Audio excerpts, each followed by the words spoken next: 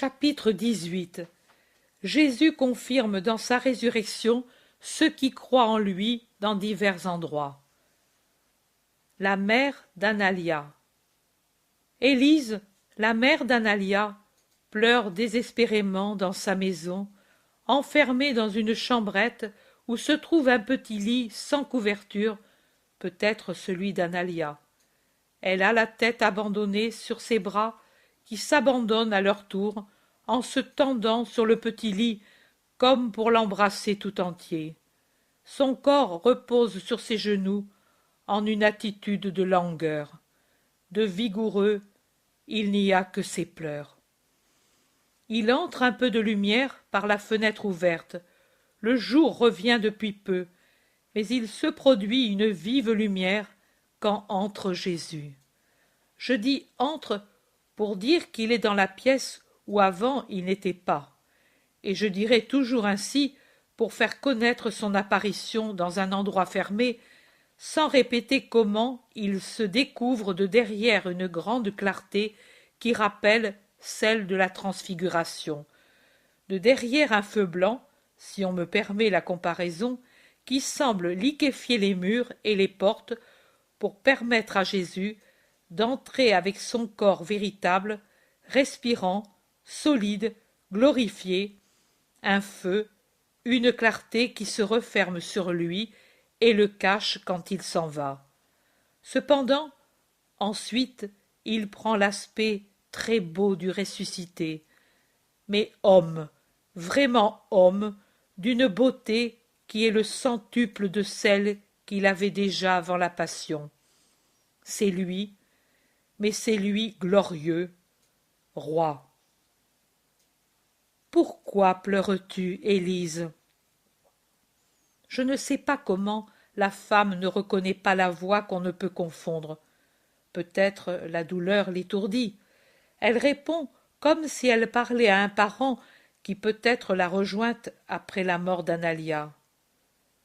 Tu as entendu hier soir ces hommes. Lui n'était rien. Un pouvoir magique, mais pas divin.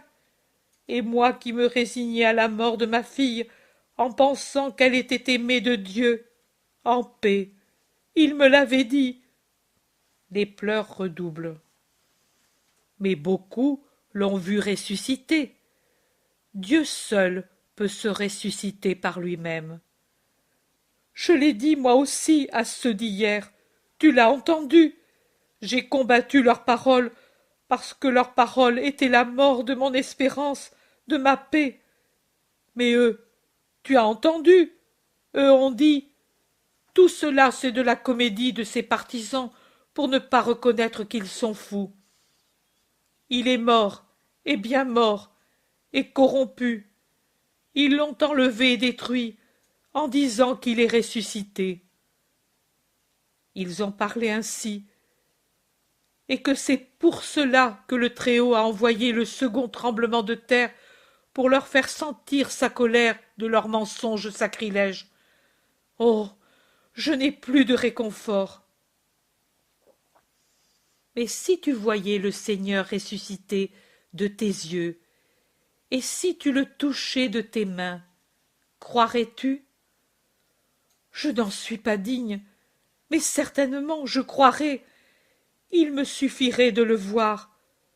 Je n'oserais pas toucher ses chairs, car s'il en était ainsi, ce seraient des chairs divines, et une femme ne peut s'approcher du Saint des saints.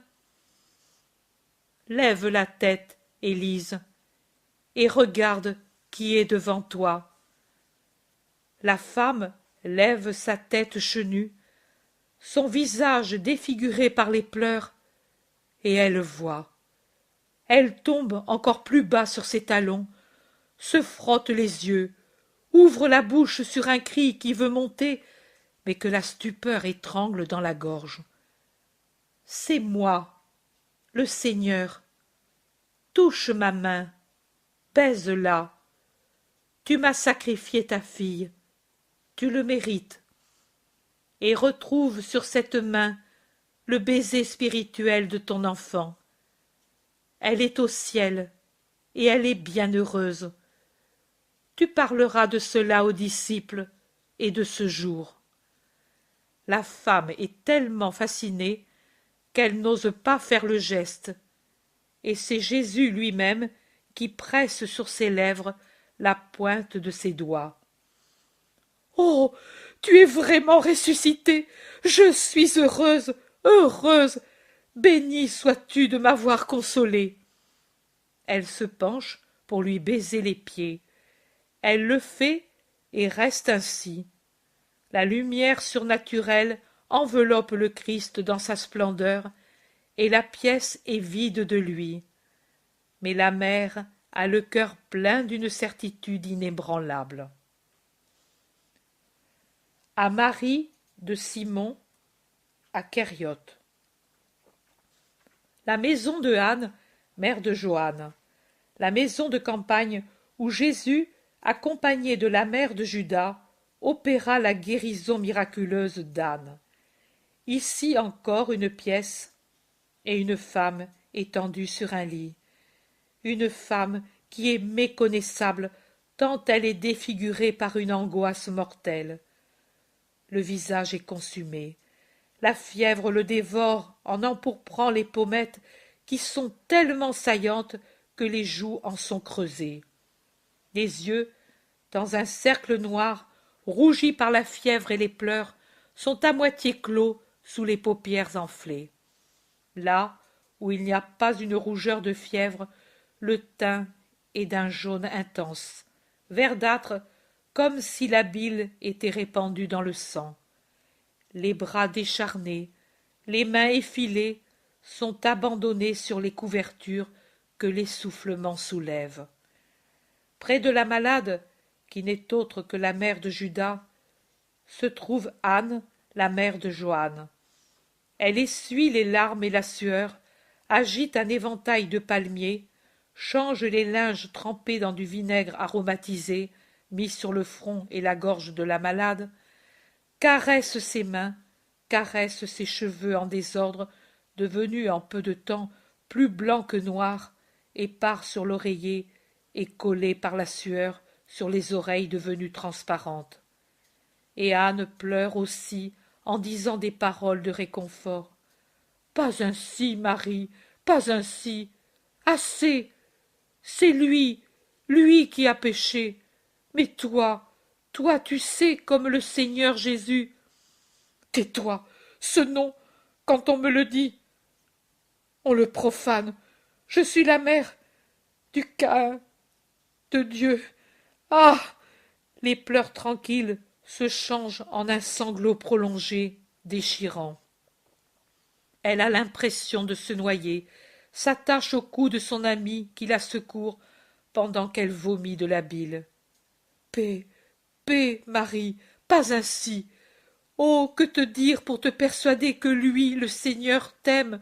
Je te le répète, je te le jure, sur ce qui est le plus saint pour moi, mon sauveur et mon enfant. Lui me l'a dit quand tu me l'as amené. Il a eu pour toi des paroles et des prévoyances d'un amour infini. Tu es innocente. Lui t'aime. Je suis certaine qu'il se donnerait lui-même une autre fois pour te donner la paix, pauvre mère martyre. Mère du Caïn de Dieu, tu entends ce vent là dehors? Il le dit. Elle va à travers le monde, la voix du vent, et elle dit: Marie de Simon, mère de Judas, celui qui a trahi le Maître et l'a livré à ceux qui l'ont crucifié. Tu entends? Tout le dit. Le ruisseau là dehors, les tourterelles, les brebis, toute la terre crie que je suis. Non, je ne veux pas guérir, je veux mourir. Dieu est juste et ne me frappera pas dans l'autre vie, mais ici, non, le monde ne pardonne pas, ne distingue pas. Je deviens folle, car le monde crie. Tu es la mère de Judas. Elle retombe épuisée sur ses oreillers. Anne la redresse et sort pour porter dehors les linges tachés. Marie, les yeux clos, exsangue après l'effort qu'elle a fait, gémit. La mère de Judas, de Judas, de Judas. Elle halète, puis reprend. Mais qu'est-ce que Judas? Qu'ai-je enfanté? Qu'est-ce que Judas? Qu'ai-je? Jésus est dans la pièce qu'éclaire une lumière tremblante, car trop faible est encore la lumière du jour pour éclairer la vaste pièce dans laquelle le lit est au fond, très loin de l'unique fenêtre. Il appelle doucement « Marie, Marie de Simon !» La femme délire presque et ne remarque pas la voix. Elle est absente, prise dans les tourbillons de sa douleur, et répète les idées qui obsèdent son cerveau d'une manière monotone, comme le tic-tac d'une pendule. La mère de Judas, qu'ai-je enfanté? Le monde crie, la mère de Judas! Jésus a 2 larmes dans le coin de ses yeux très doux. Elles m'étonnent beaucoup. Je ne pensais pas que Jésus puisse pleurer encore après qu'il soit ressuscité. Il se penche. Le lit est tellement bas pour lui qui est si grand. Il met la main sur le front enfiévré en repoussant les linges trempés dans le vinaigre, et il dit « Un malheureux, ceci, pas autre chose. Si le monde crie, Dieu couvre le cri du monde en te disant « Aie la paix, parce que moi je t'aime. » Regarde-moi, pauvre mère, ramène ton esprit égaré et mets-le dans mes mains. Je suis Jésus. Marie de Simon ouvre les yeux comme si elle sortait d'un cauchemar, et elle voit le Seigneur, sans sa main sur son front, porte ses mains tremblantes à son visage, et elle gémit. « Ne me maudis pas. Si j'avais su ce que j'engendrais, je me serais arraché les entrailles pour qu'ils ne naissent pas. » Et tu aurais péché, Marie.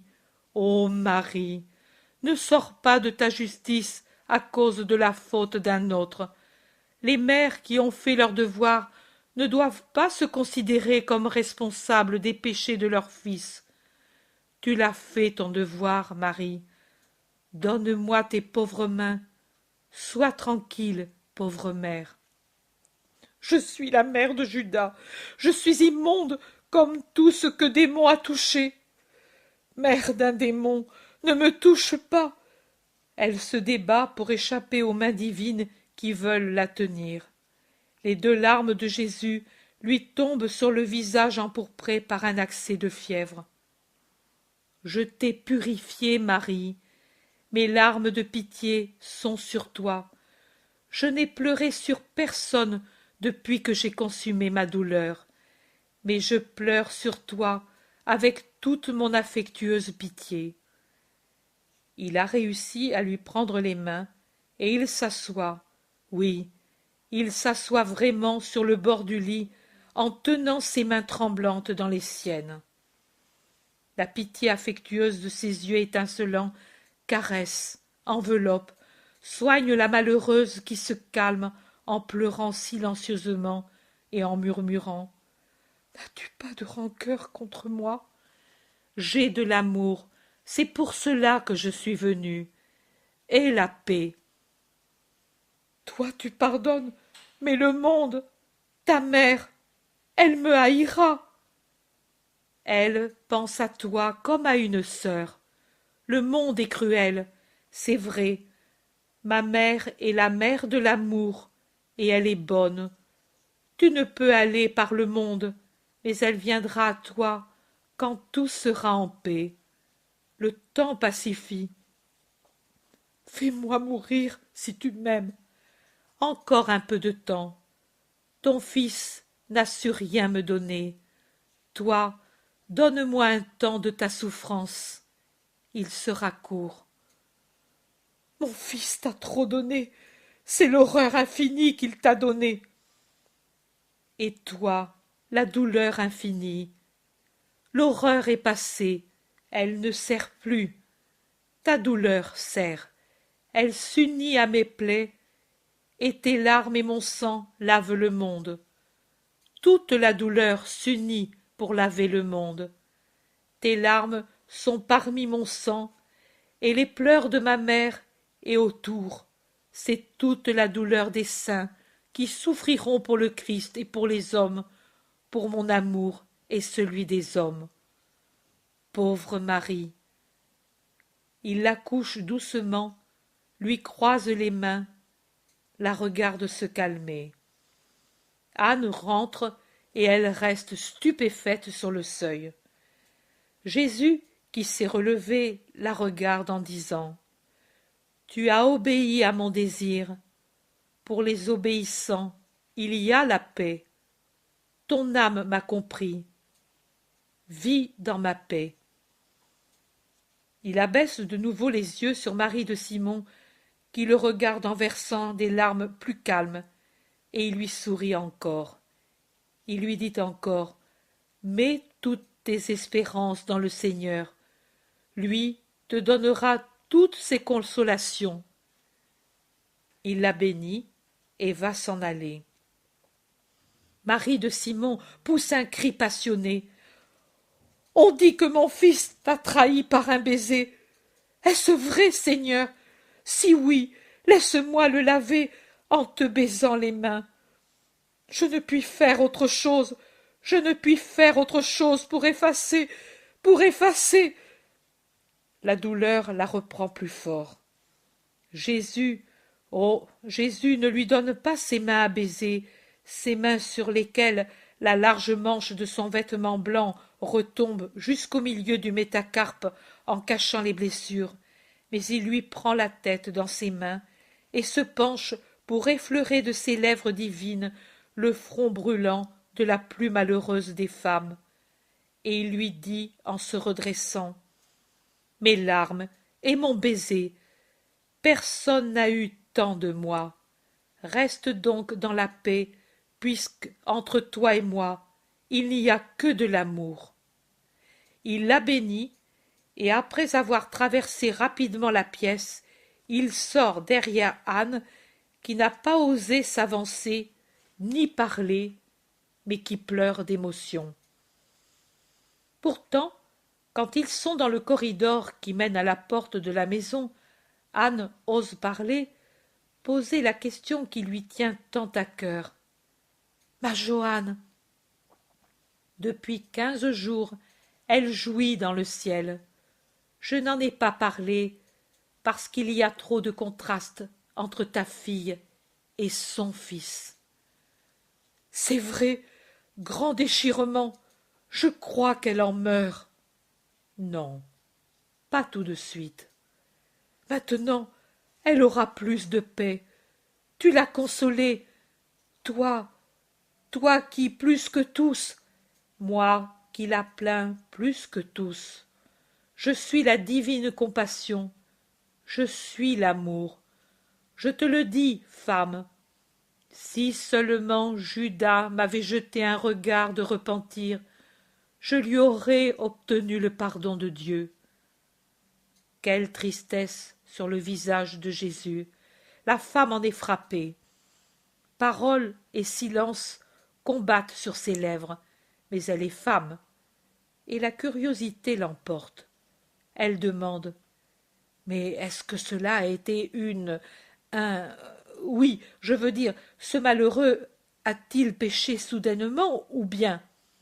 Depuis des mois, il péchait, et de ma part aucune parole, aucune action n'a pu l'arrêter, tant était forte sa volonté de pécher. Mais n'en parle pas à elle. Je n'en parlerai pas. Seigneur, quand Ananias, qui s'était enfui de Jérusalem sans même terminer la Pâque, la nuit même de la Parascève, est entré ici en criant: Ton fils a trahi le maître et l'a livré à ses ennemis.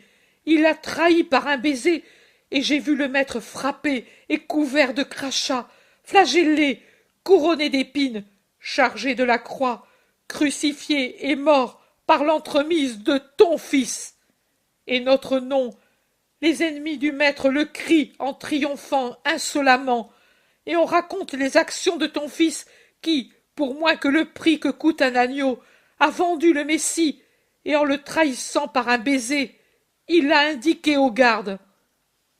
Marie est tombée par terre, devenue noire sur le cou, et le médecin dit que son fiel s'est répandu, et que son foie a éclaté, et que tout le sang en est corrompu.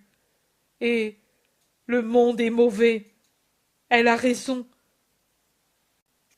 Anne dit à Jésus: j'ai dû la transporter ici, car il venait crier près de sa maison de Kériote: ton fils est déicide et s'est suicidé, il s'est pendu, et Belzébuth a pris son âme, et même Satan est venu prendre son corps. Est-ce vrai, ce prodige horrible?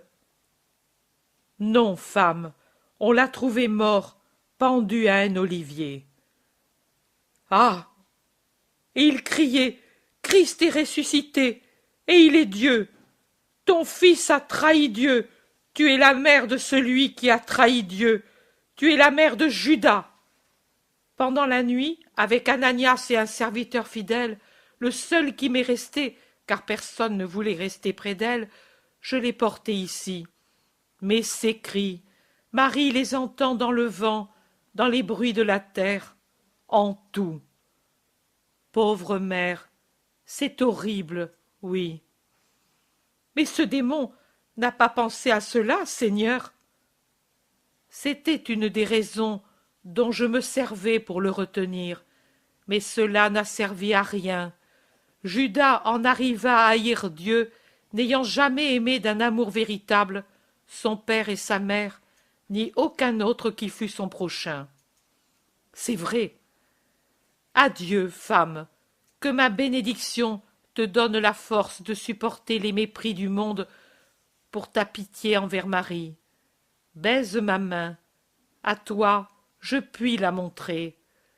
À elle, cela lui aurait fait trop de mal de voir cela. Il rejette sa manche en arrière pour découvrir le poignet transpercé. Anne exhale un gémissement en effleurant à peine de ses lèvres le bout des doigts. Le bruit d'une porte qui s'ouvre et un cri étouffé. « Le Seigneur !» Un homme âgé se prosterne et reste ainsi. « Ananias, le Seigneur est bon. Il est venu pour réconforter ta parente, pour nous réconforter nous aussi, dit Anne, pour réconforter le petit vieux trop ému. Mais l'homme n'ose pas faire un mouvement. Il dit en pleurant: « Nous sommes d'un sang honni. Je ne puis regarder le Seigneur. » Jésus va vers lui. Il touche sa tête en lui disant les mêmes paroles déjà dites à Marie de Simon. Les parents qui ont fait leur devoir ne doivent pas se considérer responsables du péché de leurs parents. Prends courage, homme. Dieu est juste. Paix à toi et à cette maison. Je suis venu et tu iras où je t'envoie, pour la Pâque supplémentaire. Les disciples seront à Béthanie.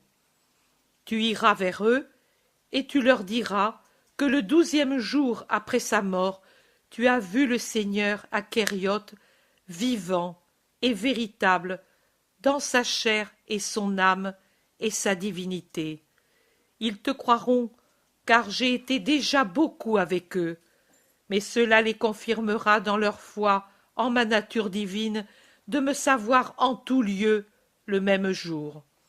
Et avant cela encore, tu iras aujourd'hui même à Kériote pour demander au chef de la synagogue de rassembler le peuple, et tu diras en présence de tout le monde que je suis venu ici, et qu'ils se rappellent mes paroles d'adieu.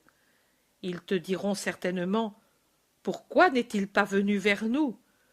Tu répondras ainsi: le Seigneur m'a dit de vous dire que si vous aviez fait ce qu'il vous avait dit de faire envers la mère qui n'était pas coupable, il se serait montré. Vous avez manqué à l'amour, et c'est pour cela que le Seigneur ne s'est pas montré. Le feras-tu? C'est difficile cela, Seigneur, c'est difficile à faire. Ils nous considèrent tous comme des cœurs lépreux. Le chef de la synagogue ne m'écoutera pas. Le peuple ne me laissera pas parler.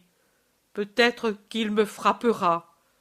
Je le ferai pourtant, puisque tu le veux. » Le petit vieux ne lève pas la tête. Il parle courbé, dans une profonde prosternation.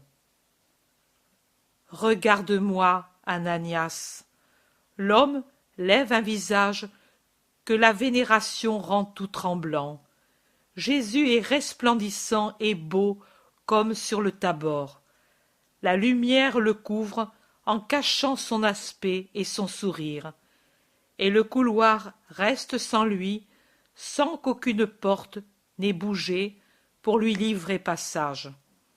Les deux adorent, adorent encore, devenus toute adoration par la manifestation divine.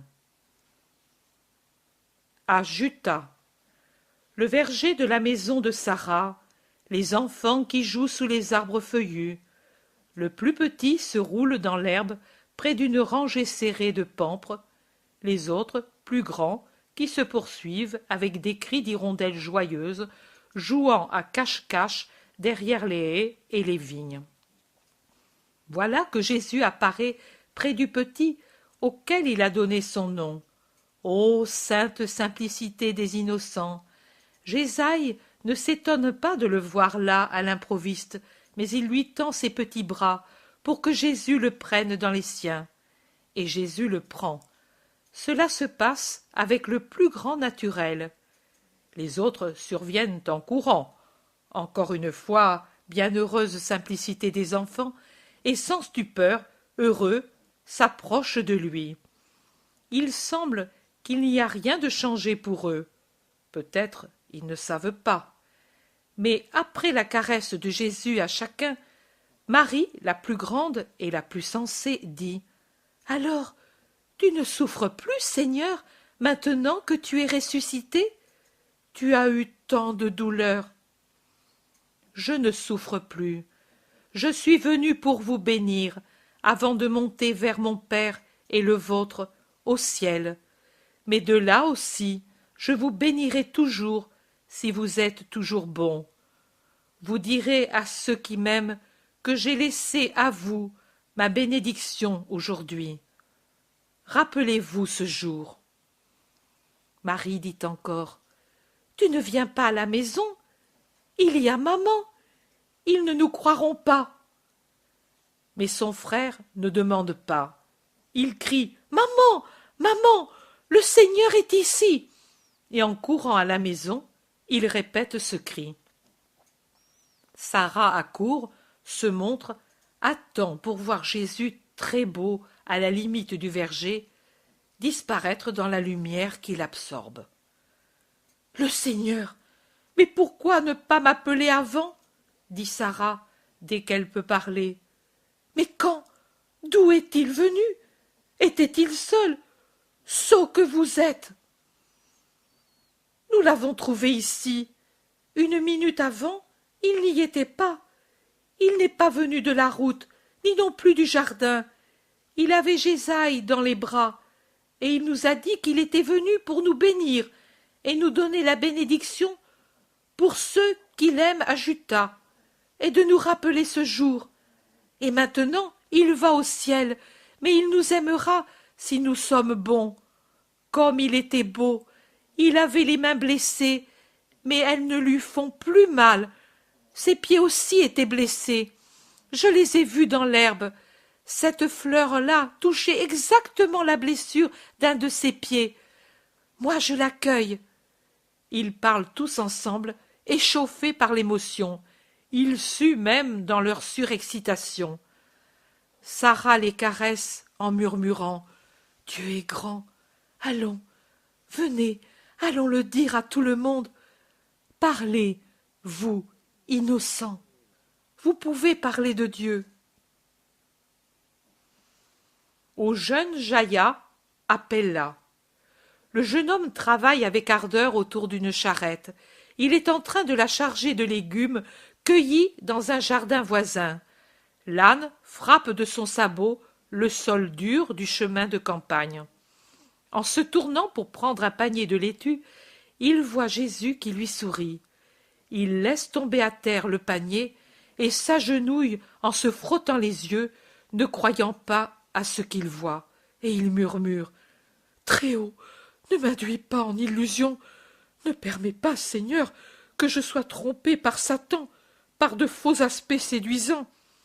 Il est bien mort, mon Seigneur, et il a été enseveli, et ils disent maintenant que le cadavre a été enlevé. Pitié, Seigneur Très-Haut, montre-moi la vérité. Je suis la vérité, Jaïa, je suis la lumière du monde, regarde-moi, vois-moi.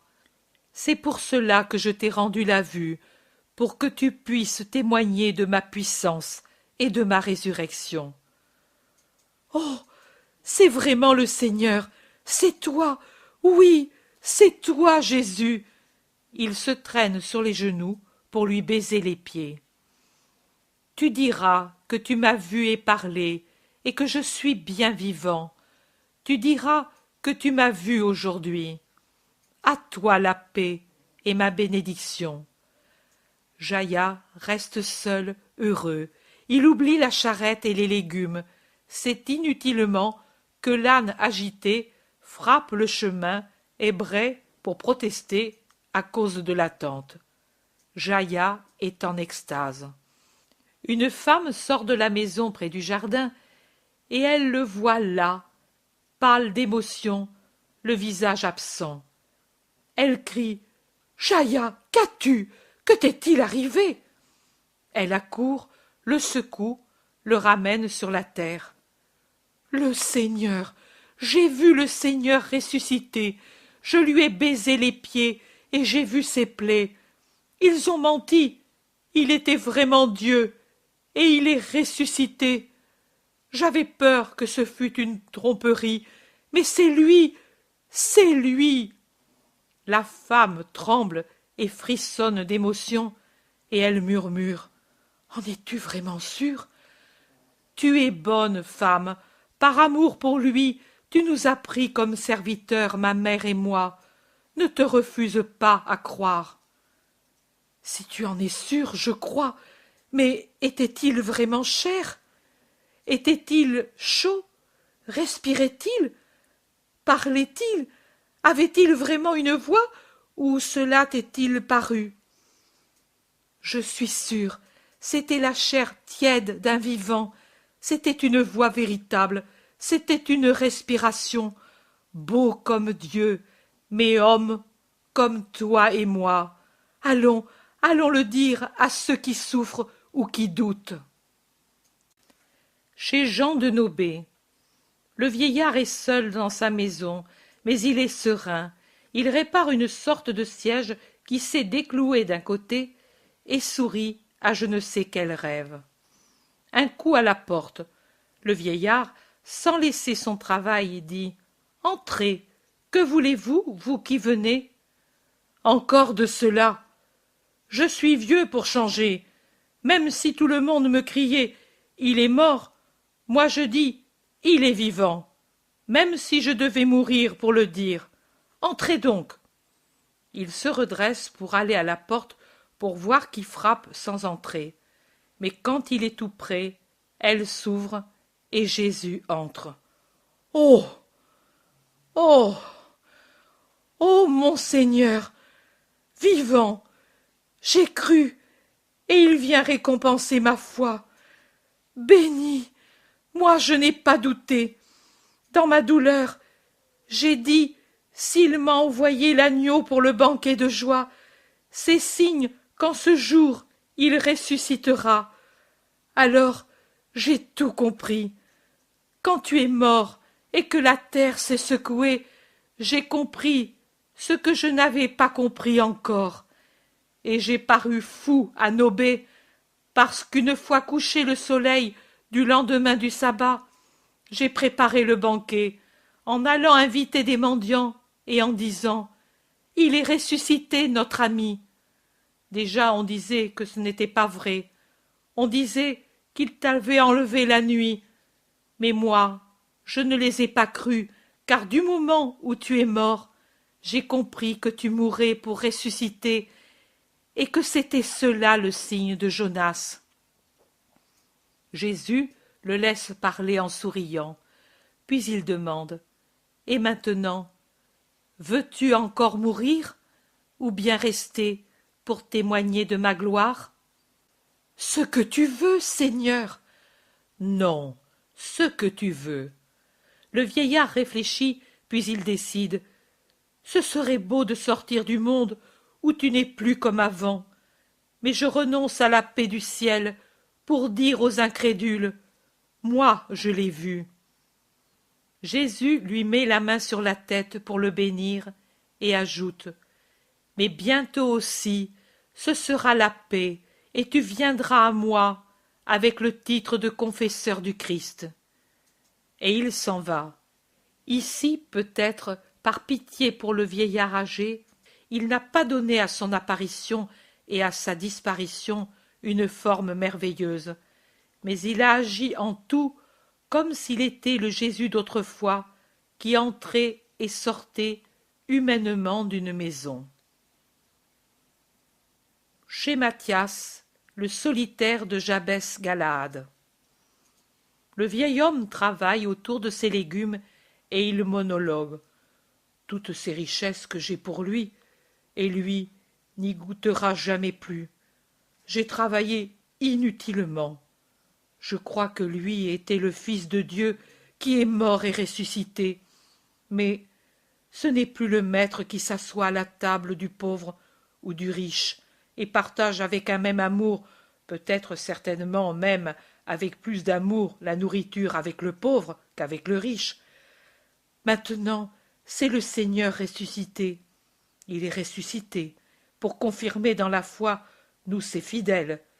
Et eux disent que ce n'est pas vrai, que personne n'est jamais ressuscité par lui-même. Personne, non, aucun homme. Mais lui, si, parce que lui est Dieu. Il bat des mains pour chasser ces colombes qui descendent pour enlever des semences dans la terre fraîchement bêchée et ensemencée. Et il dit « Inutile désormais que vous ayez des petits, lui n'y goûtera plus. Et vous, abeilles inutiles, pour qui faites-vous le miel? J'avais espéré l'avoir au moins une fois avec moi, maintenant que je suis moins misérable. Tout a prospéré ici depuis qu'il est venu. Ah, mais avec ces deniers auxquels je n'ai jamais touché, je veux aller à Nazareth, chez sa mère, lui dire « Prends-moi comme serviteur, mais laisse-moi où tu es, car tu es encore lui. » Il essuie une larme avec le revers de la main. « Matthias, as-tu un pain pour un pèlerin ?» Matthias lève la tête, mais à genoux comme il l'est, il ne voit pas celui qui parle derrière la haie élevée qui entoure sa petite propriété, perdue dans cette solitude verte qu'est cet endroit d'au-delà du Jourdain. Mais il répond « Qui que tu sois, viens au nom du Seigneur Jésus. » Et il se redresse pour ouvrir la grille. Il se trouve en face de Jésus et il reste la main sur le verrou, ne pouvant plus faire un geste. « Tu ne veux pas de moi comme hôte, Matthias? Tu l'as fait une fois. Tu te plaignais de ne pouvoir plus le faire. Je suis ici, et tu ne m'ouvres pas ?» dit Jésus en souriant. « Oh, Seigneur, moi, je ne suis pas digne que mon Seigneur entre ici. Moi, » Jésus passe la main par-dessus la grille et pousse le verrou en disant « Le Seigneur entre où il veut, Matthias. » Il entre, pénètre dans l'humble jardin, il va à la maison. Sur le seuil, il dit « Sacrifie donc les petits de tes colombes, enlève de la terre tes légumes et du miel à tes abeilles. Nous partagerons le pain ensemble, et ton travail n'aura pas été inutile, ni vain ton désir. Et cet endroit te sera cher, sans que tu ailles là où bientôt il y aura silence et abandon. Je suis partout, Mathias. Celui qui m'aime est avec moi toujours. Mes disciples seront à Jérusalem. C'est là que naîtra mon Église. Fais en sorte d'y être pour la Pâque supplémentaire. Pardonne-moi, Seigneur, mais je n'ai pas su rester dans ce lieu et je me suis enfui. J'y étais arrivé à nonne de la veille de la Parascève, et le jour suivant, oh, j'ai fui pour ne pas te voir mourir. Pour cela seulement, Seigneur. Je le sais, et je sais que tu es revenu, un des premiers, pour pleurer sur mon tombeau. Mais je n'y étais déjà plus. Je sais tout. Voilà, je m'assois ici et me repose. Je me suis toujours reposé ici, et les anges le savent. L'homme se met à travailler, mais semble se mouvoir dans une église, tant ses gestes sont respectueux. De temps en temps, il essuie une larme qui veut se mêler à son sourire, pendant qu'il va et vient pour prendre les petites colombes, les tuer, les préparer et attiser le feu, cueillir et laver les légumes, et mettre sur un plat les figues précoces, et dresser la pauvre table avec la meilleure vaisselle. Mais quand tout est prêt, comment peut-il s'asseoir et manger? Il veut servir, et cela lui paraît déjà beaucoup, et il ne veut rien de plus. Mais Jésus, qui a offert et béni, lui offre une moitié du pigeon qu'il a découpé, en mettant la viande sur un morceau de foisse qu'il a trempé dans la sauce. « Oh, comme à un préféré !» dit l'homme, et il mange en pleurant de joie et d'émotion, sans quitter des yeux Jésus qui mange, qui boit, qui goûte les légumes, les fruits, le miel, qui lui offre sa coupe après avoir absorbé une gorgée de vin. Avant, il avait toujours bu de l'eau. Le repas est fini. Je suis bien vivant, tu le vois, et tu es bien heureux. Rappelle-toi qu'il y a 12 jours, je suis mort par la volonté des hommes, mais que nulle est la volonté des hommes quand elle n'est pas d'accord avec la volonté de Dieu. Et même la volonté contraire des hommes devient l'instrument servile de la volonté éternelle. Adieu, Mathias. Puisque j'ai dit que sera avec moi celui qui m'a donné à boire quand j'étais le pèlerin, sur lequel il était encore permis d'avoir des doutes, ainsi, je te dis, tu auras part à mon royaume céleste. Mais maintenant, je te perds, ô Seigneur. Vois-moi dans tout pèlerin, dans tout mendiant, moi, dans tout infirme, moi, dans tous ceux qui ont besoin de pain, d'eau et de vêtements. Moi, je suis dans tout homme qui souffre, et ce qui est fait à celui qui souffre, c'est à moi que cela est fait. Il ouvre les bras pour bénir, et il disparaît. Chez Abraham d'Engaddi. La place d'Engaddi, un temple hypostyle de palmiers bruissants. La fontaine, miroir du ciel d'avril.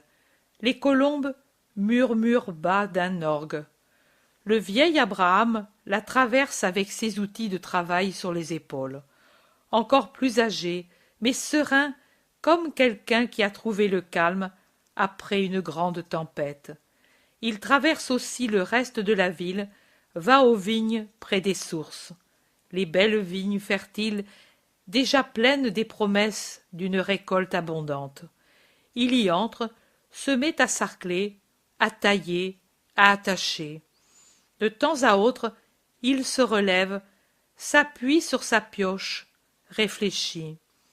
Il lisse sa barbe patriarcale, soupire, secoue la tête en un discours intérieur. Un homme, tout enveloppé dans son manteau, monte la route vers les sources et les vignes. Je dis un homme, mais c'est Jésus, car c'est son vêtement et sa démarche. Mais pour le vieillard, c'est un homme.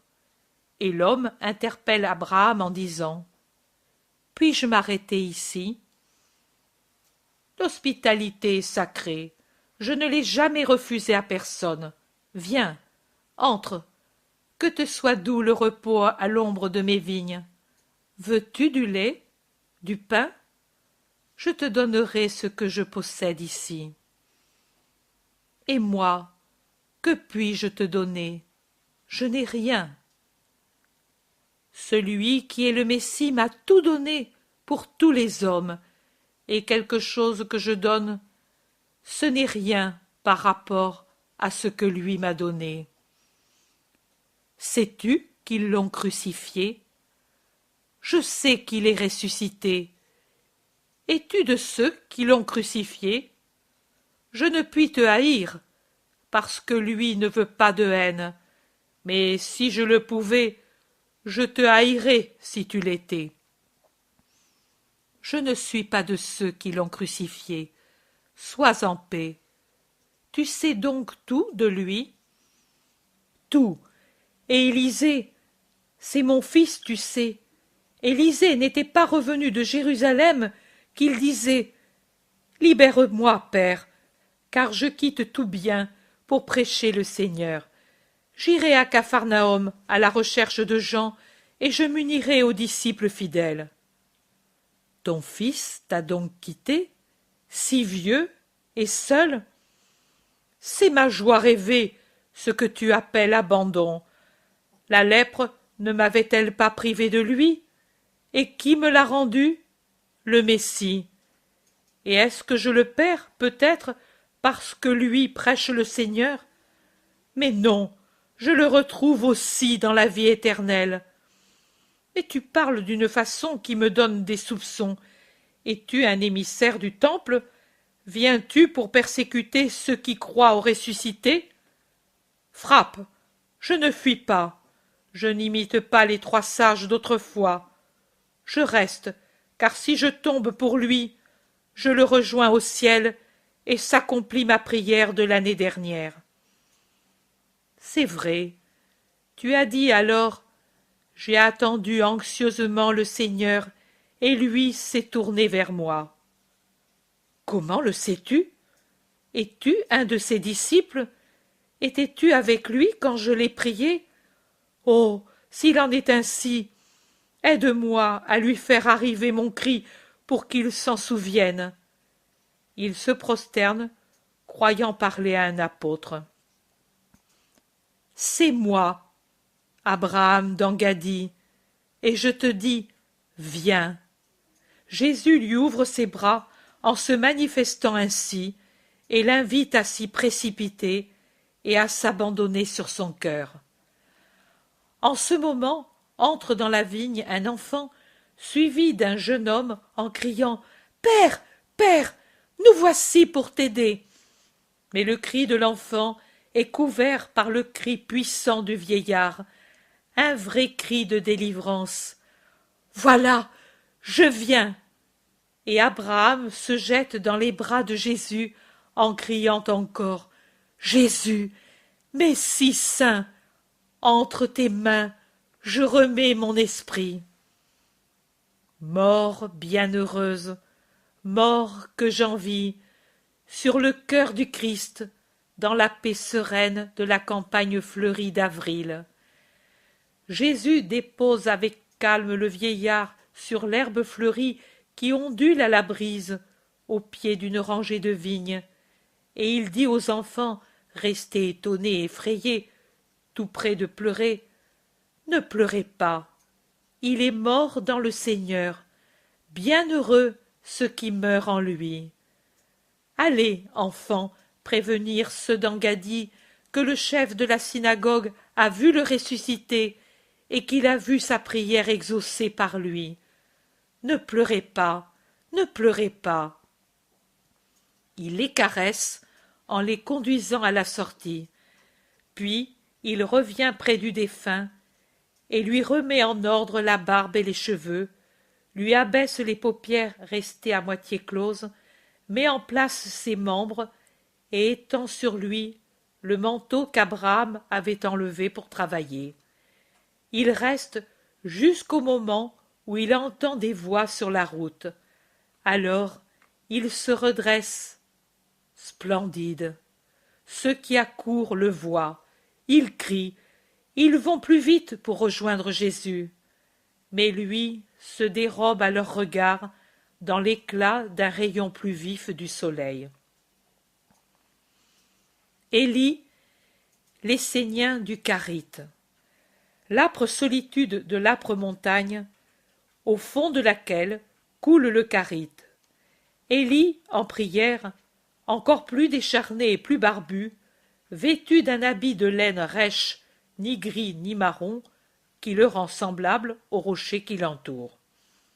Il perçoit un son comme si c'était le vent ou le tonnerre.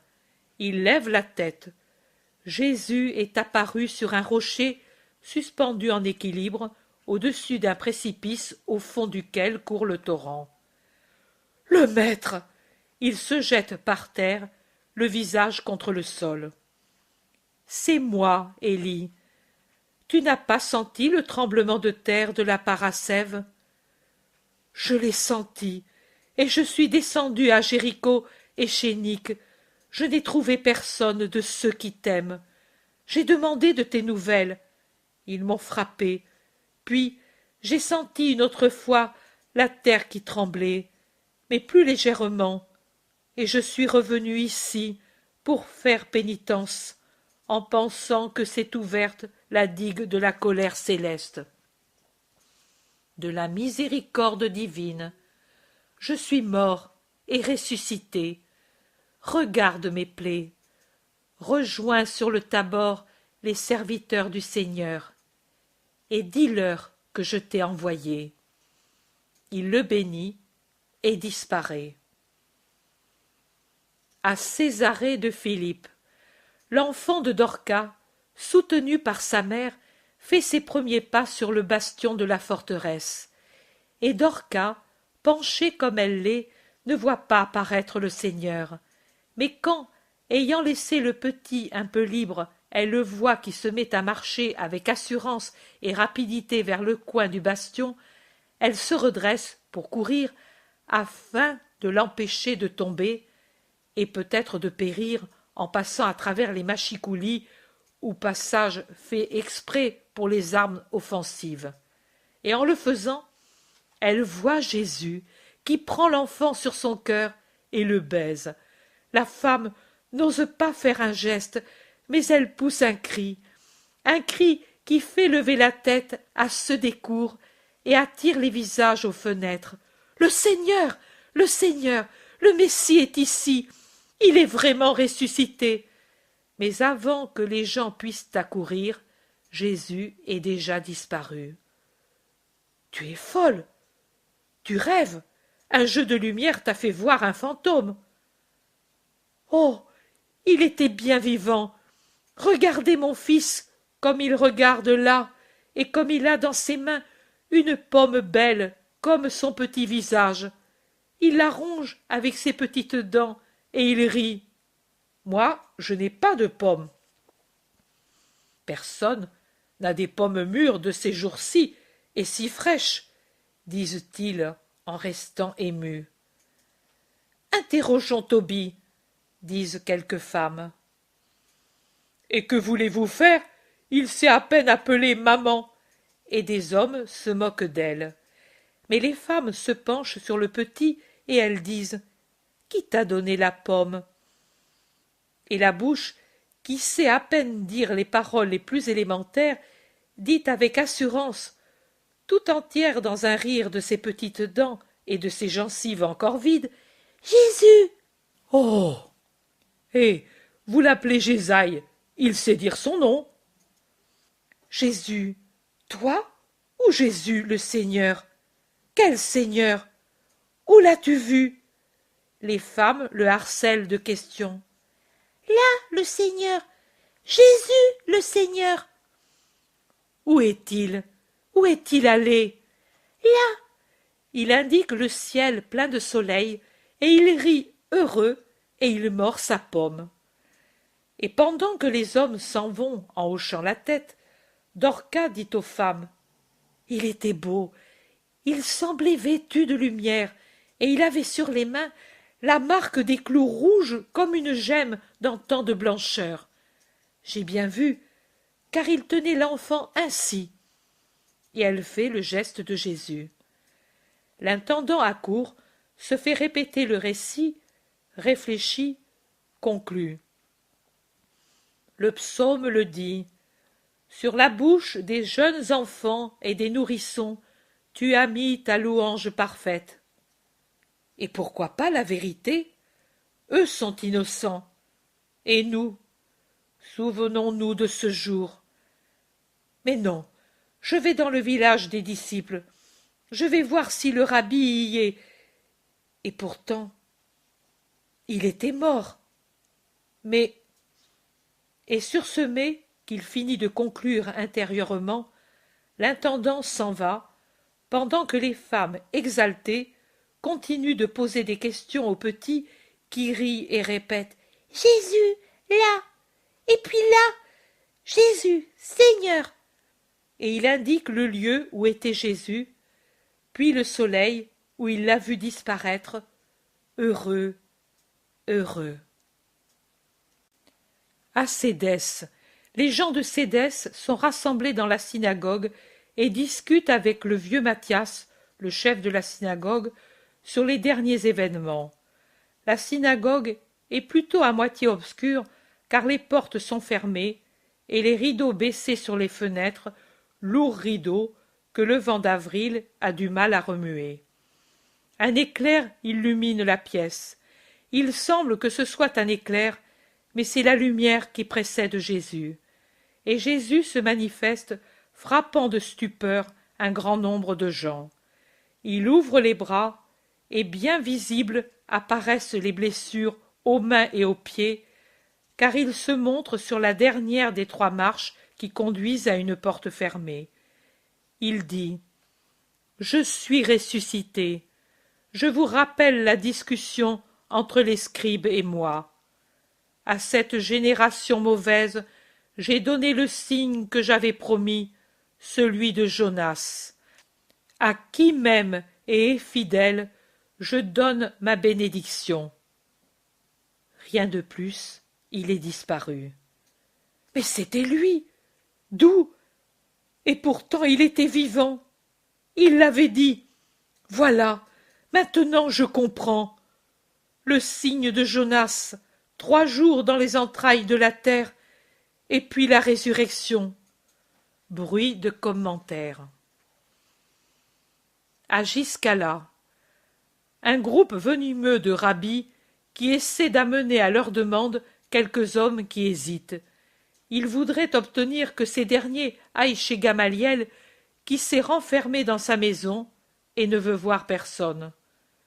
Ces hommes disent: « Nous vous disons qu'il n'est pas ici. Nous ne savons pas où il est. Il est venu, il a consulté des rouleaux, il est parti. Il n'a pas dit un mot. Il faisait peur tant il était bouleversé et vieilli, » répliquent les autres. De mauvaise grâce, les rabbis tournent le dos à ceux qui parlent, et ils s'en vont en disant: « Gamaliel aussi est fou comme Simon.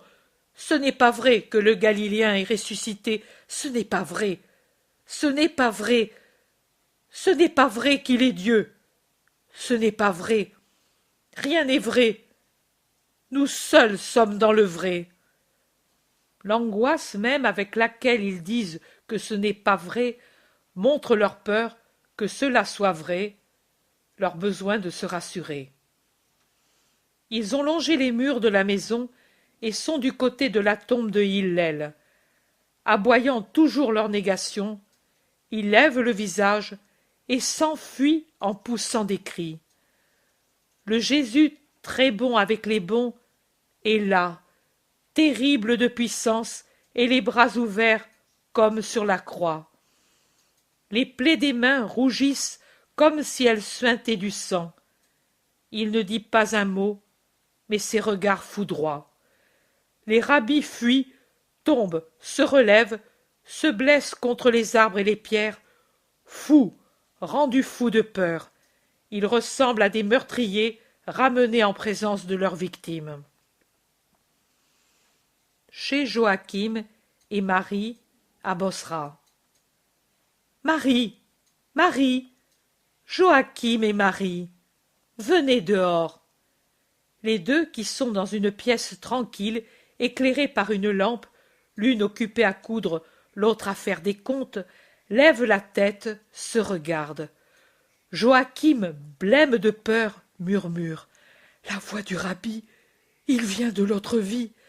La femme, apeurée, se serre contre l'homme, mais l'appel se répète, et les deux, en se tenant étroitement pour s'encourager mutuellement, osent sortir, aller dans la direction de la voix. Dans le jardin qu'éclaire la faucille d'une lune nouvelle, resplendit, dans une lumière plus forte que plusieurs lunes, Jésus. La lumière l'entoure et en fait un Dieu. Le sourire très doux et le regard affectueux font de lui un homme.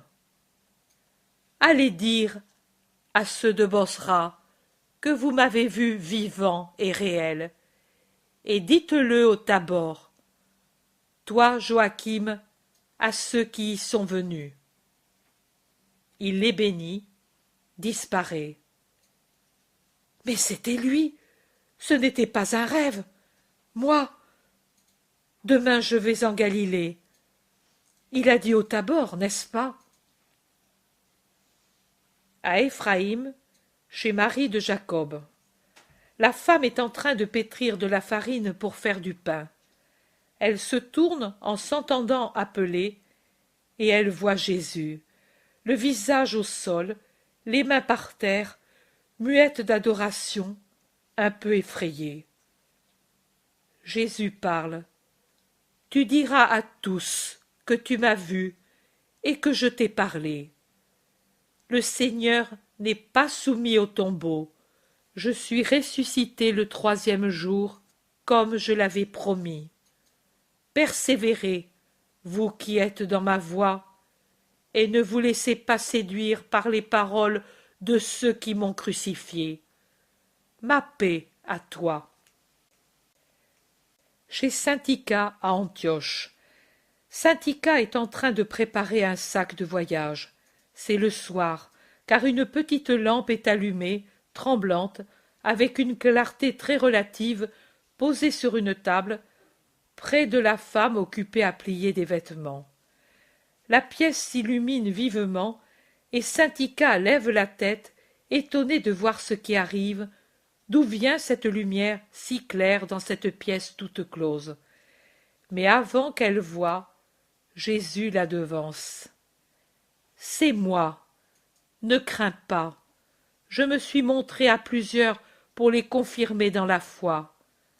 Je me montre aussi à toi, disciple obéissante et fidèle. Je suis ressuscité, tu vois, je n'ai plus de douleur. Pourquoi pleures-tu? La femme, devant la beauté du glorifié, ne trouve pas les mots. Jésus lui sourit pour l'encourager et ajoute « Je suis le même Jésus qui t'a accueilli sur la route près de Césarée. Tu savais parler alors que tu étais si craintive et que j'étais pour toi l'inconnu. Et maintenant, tu ne sais pas me dire un mot? Ô Seigneur, j'allais partir, pour m'ôter du cœur tant d'inquiétude et de douleur. Pourquoi de la douleur? Ne t'a-t-on pas dit que j'étais ressuscité? On l'a dit et démenti, mais je ne me suis pas troublé de ces contradictions. Je savais que tu ne pouvais pas te corrompre dans un tombeau. J'ai pleuré sur ton martyre. J'ai cru, avant même qu'on ne m'en parle, à ta résurrection. Et j'ai continué de croire quand il en est venu d'autres dire que ce n'était pas vrai. Mais je voulais aller en Galilée. Je pensais, à lui, on ne peut plus faire de mal. Lui est plus Dieu que homme. Je ne sais si je dis bien. Je comprends ta pensée. Et je disais, je l'adorerai et je verrai Marie. Je pensais que tu ne resterais pas beaucoup parmi nous, et je hâtais mon départ. Je me disais, quand il sera retourné au Père, comme il disait, sa mère sera un peu triste dans sa joie, car c'est une âme, mais c'est aussi une mère. Et je chercherai à la consoler maintenant qu'elle est seule. J'étais orgueilleuse. Non, c'était de la pitié. Je dirai ta pensée à ma mère. Mais n'y va pas. Reste où tu es et continue à travailler pour moi. Maintenant, plus qu'avant. Tes frères, les disciples, ont besoin du travail de tous pour pouvoir propager ma doctrine. Tu m'as vu. Marie est confiée à Jean. Que toute ta peine tombe. Tu pourras fortifier ton esprit dans la certitude de m'avoir vu et avec la puissance de ma bénédiction. Saint Ika a un grand désir de le baiser, mais elle n'ose pas. Jésus lui dit « Viens ».